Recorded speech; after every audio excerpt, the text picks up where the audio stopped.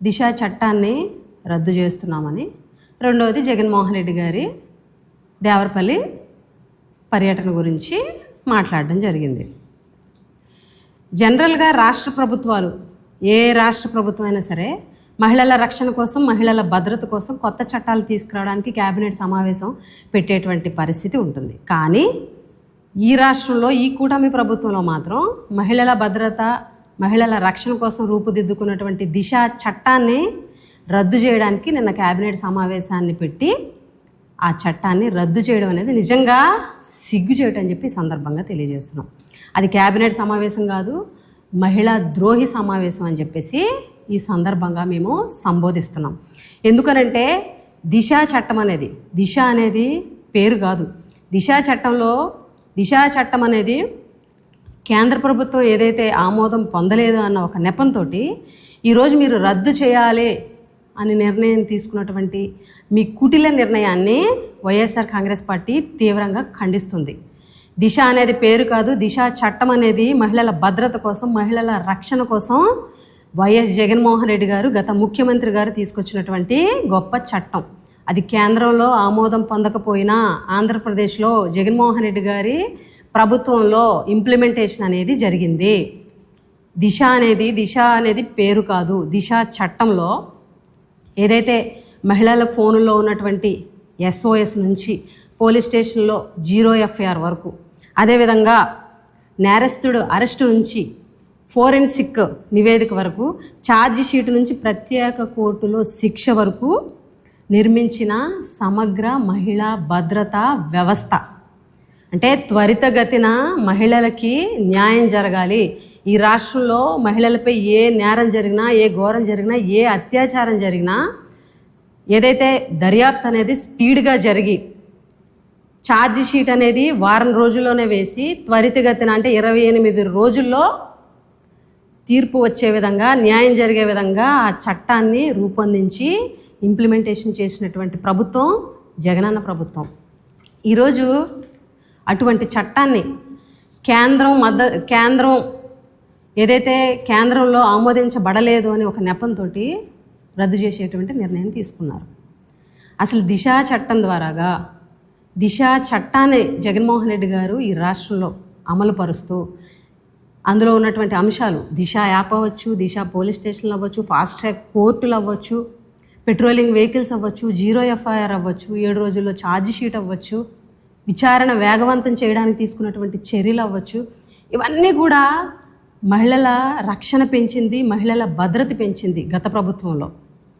దిశ app ద్వారాగా ఈ రాష్ట్రంలో 1,51,00,000 మంది ఆడపిల్లలు దిశ యాప్ని ఇన్స్టాల్ చేసుకున్నారు. అదే దిశ యాప్ ద్వారాగా చాలామంది ఆడపిల్లలు రక్షింపబడ్డారు. ఉదాహరణకి ఒక అమ్మాయి ఈవి టీజింగ్ ద్వారా ఇబ్బంది పడుతుంటే దిశ యాప్ని యూజ్ చేసి SOS బటన్ నొక్కడం ద్వారాగా 8 నిమిషాల్లో పోలీసులు అక్కడ చేరుకోవడం వల్ల ఆ పాప ఈవి టీజింగ్ నుంచి రక్షింపబడింది. అలాగే చిత్తూరులో ఒక లేడీ అర్ధరాత్రి SOS బటన్ నొక్కితే పోలీసులు వెంటనే వెళ్ళి ఆ నిందితుడిని అరెస్ట్ చేయడం జరిగింది. అలాగే ఒక ప్రెగ్నెంట్ లేడీ డెలివరీ టైంలో అంబులెన్స్లు అందుబాటులో లేకపోతే, అంబులెన్స్ రెస్పాండ్ అవ్వకపోతే దిశ యాప్ ద్వారా SOS బటన్ నొక్కి పోలీసుల సహాయంతో హాస్పిటల్లో జాయిన్ అయ్యి 12 బిడ్డకి జన్మనిచ్చింది.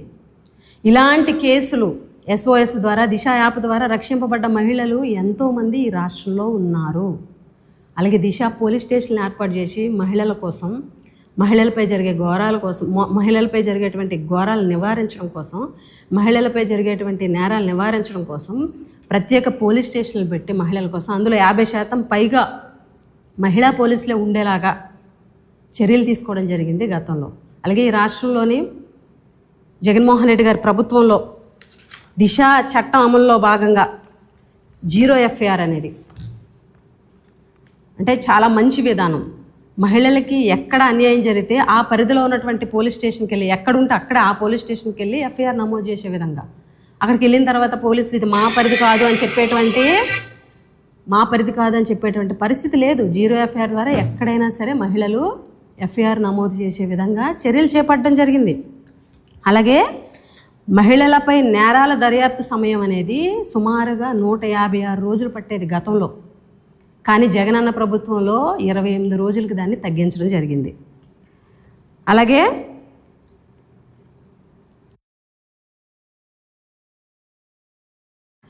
అత్యాచారం పోక్సో కేసులో 60 రోజుల్లో దర్యాప్తు పూర్తి చేసినటువంటి శాతం 2019లో 14% ఉంటే అదే 2020లో 47% పెరిగింది. 2021లో 92% పెరిగింది. 2022లో 95% పెరిగింది. అలాగే లైంగిక నేరాల దర్యాప్తులో దేశ సగటు 40% కాగా ఆంధ్రప్రదేశ్లో జగనన్న ప్రభుత్వంలో 92.21%తో మొదటి స్థానంలో నిలిచింది. అలాగే హత్య కేసుల్లో అరెస్టులు ఎంత వేగంగా జరిగాయంటే గత ప్రభుత్వంలో 2019 నుంచి 2022 వరకు 48 గంటల్లో నిందితులను అరెస్ట్ చేసినటువంటి 60% నిందితుల్ని అరెస్ట్ చేసినటువంటి హిస్టరీ గత ప్రభుత్వాన్ని. అలాగే గ్యాంగ్ రేప్ కేసులో 2019 నుంచి 2022 వరకు 51% నిందితుల్ని 48 గంటల్లో అరెస్ట్ చేయడం జరిగింది. అదేవిధంగా సంచలన కేసుల్లో 12 గంటల నుంచి 48 గంటల్లోనే నిందితుల్ని అరెస్ట్ చేయడం జరిగింది. ఉదాహరణకి రేపల్లె కేసు తీసుకుంటే రేపల్లె కేసులో 3 నిందితుల్ని కూడా 12 గంటల్లో అరెస్ట్ చేయడం జరిగింది. అలాగే దుగ్గిరాల కేసులో 2 నిందితుల్ని 24 గంటల్లో అరెస్ట్ చేయడం జరిగింది. అలాగే లిథువేనియా ఆ మహిళపై ఏదైతే అత్యాచార యత్నం కేసులో నిందితుడిని 24 గంటల్లో అరెస్ట్ చేయడం జరిగింది. అలాగే రమ్య హత్య కేసు, గుంటూరులో జరిగినటువంటి రమ్య హత్య కేసులో నిందితుల్ని 48 గంటల్లో అరెస్ట్ చేసి 7 రోజుల్లో ఛార్జ్షీట్ వేసి విచారణ అనేది వేగవంతంగా పూర్తి చేయడం వల్ల కోర్టు మరణశిక్ష కూడా విధించడం జరిగింది.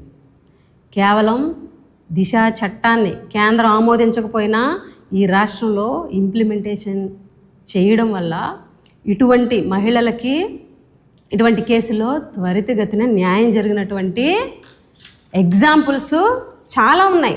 జగన్మోహన్ రెడ్డి గారి ప్రభుత్వంలో దిశ చట్టాన్ని తీసుకొచ్చి దిశ యాప్ ద్వారా కానీ దిశ పోలీస్ స్టేషన్ల ద్వారా కానీ ఫాస్ట్ ట్రాక్ కోర్టులు 12 ఫాస్ట్ ట్రాక్ కోర్టులు మహిళల కోసం ప్రత్యేక కోర్టులు ఏర్పాటు చేయడం జరిగింది. ఎందుకనంటే 7 రోజుల్లో ఛార్జ్షీట్ 48 గంటల్లో నిందితులను పట్టుకొని 7 రోజుల్లో ఛార్జ్షీట్ వేసి విచారణ అనేది వేగవంతంగా పూర్తి చేయడం వల్ల ఈ స్పెషల్ కోర్టులోని ఆ నిందితులకి శిక్ష అనేది త్వరగా పడేటువంటి పరిస్థితి కల్పించింది గత ప్రభుత్వం. ఎందుకనంటే ఏదైతే మహిళలపై నేరాలు చేసి మహిళలపై ఘోరాలు చేసి ఆడపిల్లలను అత్యాచారాలు చేసి చిన్న పిల్లలను కూడా చూడకుండా అత్యాచారాలు చేసినటువంటి నిందితులకి 48 రోజులు 60 రోజులు లేకపోతే 150 రోజులు దర్యాప్తు జరిగితే ఖచ్చితంగా సాక్ష్యాలు తారుమారైపోయేటువంటి పరిస్థితి ఉంది, లేకపోతే సాక్షులు మాట మార్చేటువంటి పరిస్థితి ఉంది. ఆ కేసే నీరుగారి బాధితులకి అన్యాయం జరిగేటువంటి పరిస్థితి ఉంది. కాబట్టి గత ప్రభుత్వంలో దిశా చట్టం ద్వారాగా 28 రోజుల్లోనే దర్యాప్తు పూర్తి చేస్తే కోర్ట్స్ ఏదైతే స్పెషల్ కోర్టుల్లో దర్యాప్తు వేగవంతంగా పూర్తయింది కాబట్టి వాళ్ళకి శిక్ష వేసినటువంటి నిందితులకి శిక్షలు పడ్డటువంటి కేసులు ఈ రాష్ట్రంలో చాలా ఉన్నాయి. ఈ రకంగా అలాగే ఫోరెన్సిక్ సంబంధించి ఏవైతే డిఎన్ఏ రిపోర్ట్స్ ఉంటాయో ఆ డిఎన్ఏ రిపోర్ట్స్ అనేవి గతంలో 6 నెలలు పట్టేది. కానీ జగనన్న ప్రభుత్వంలో సాధారణ కేసుల్లో సుమారుగా వారం రోజుల్లోనే నివేదిక వచ్చేలాగా సెన్సేషనల్ కేసెస్లో 48 గంటల్లోనే డిఎన్ఏ రిపోర్ట్ వచ్చేలాగా చర్యలు చేపట్టారు. దానివల్ల ఖచ్చితంగా నేరస్తులు అనేవాళ్ళు ఆ దర్యాప్తు ఏదైతే వేగంగా కంప్లీట్ అయ్యి వాళ్ళకి శిక్ష పడేటువంటి అవకాశం ఉంటుంది. దిశా చట్టాన్ని తీసుకొచ్చి దిశా చట్టంలో ఉన్నటువంటి అంశాలను ఇంప్లిమెంటేషన్ చేయడం వల్ల ఆంధ్ర రాష్ట్రంలోని నేరాలు ఘోరాలు తగ్గి ఎవరైతే నేరస్తులు ఉన్నారో నేరస్తుల్లో ఒక భయం కలిగింది. గత ప్రభుత్వంలో ఈ రాష్ట్రంలో ఉన్నటువంటి మహిళలకి ధైర్యం పెరిగింది. ఈరోజు ఈ రాష్ట్రంలో బిఎన్ఎస్ చట్టాలు సరిపోతాయి, దిశా చట్టం అవసరం లేదు అని హోంమంత్రి చెప్పడం నిజంగా సిగ్గుచేటు. బిఎన్ఎస్ అనేది దేశంలోనే అమలయ్యే ఒక సాధారణ చట్టం. కానీ దిశా చట్టం అనేది మహిళల రక్షణ కోసం, మహిళల భద్రత కోసం త్వరితగతిన విచారణ కంప్లీట్ అయ్యి నిందితులకి శిక్ష పడేటువంటి చట్టం. రెండిటికి చాలా తేడా ఉంది. ఈరోజు బిఎన్ఎస్ చట్టం సరిపోద్ది అంటున్నారు. అసలు బిఎన్ఎస్ అమలులో ఈ దేశంలో ఈ రాష్ట్రం యొక్క ర్యాంక్ ఎంత? 36వ ర్యాంకు. మీ పోలీసులు అంతర్గతంగా తీసుకున్నటువంటి ర్యాంకులో 26వ ర్యాంకు. అది పోలీసుల యొక్క దుస్థితి ఈ రాష్ట్రంలో. ఈరోజు రాష్ట్ర ప్రభుత్వం దిశా చట్టాన్ని రద్దు చేయడం వల్ల, దిశా చట్టాన్ని రద్దు చేస్తూ మీరు తీసుకున్నటువంటి నిర్ణయం అనేది చాలా ప్రమాదకరం. ఏదైతే మీరు తీసుకున్నటువంటి నిర్ణయం వల్ల ఈ రాష్ట్రంలో ఉన్నటువంటి ప్రజలకు కానీ, రాష్ట్రంలో ఉన్నటువంటి మహిళలకు కానీ మీరు ఇచ్చేటువంటి సందేశం, ఏదైతే నిందితులు ఎవరైతే ఉన్నారో, నేరస్తులు ఎవరైతే ఉన్నారో వాళ్ళల్లో భయం తగ్గించి, ఎవరైతే బాధితులు ఉన్నారో వాళ్ళల్లో నమ్మకం తగ్గించేటువంటి నిర్ణయం. ఇప్పటికైనా ఈ రాష్ట్ర ప్రభుత్వం ఈ దిశా చట్టాన్ని, కేంద్రంలో మీ ప్రభుత్వమే ఉంది, ఎన్డీఏ ప్రభుత్వమే, మీరు మీ సపోర్ట్ తోటి ఈరోజు కేంద్రంలో ప్రభుత్వం నిలబడిందని ప్రతి ఒక్కరికి తెలుసు. ఎంపీలు, majority of the MPs Telugu Desam party వాళ్ళే. కాబట్టి ఆ దిశా చట్టానికి సంబంధించి ఆమోదం తెలపడానికి ఏదైతే కేంద్రం వాళ్ళకు ఉన్నటువంటి డౌట్స్ని క్లియర్ చేసి ఆ చట్టాన్ని అమలు చేయడానికి ట్రై చేయండి తప్ప జగన్మోహన్ రెడ్డి గారి మీద కోపం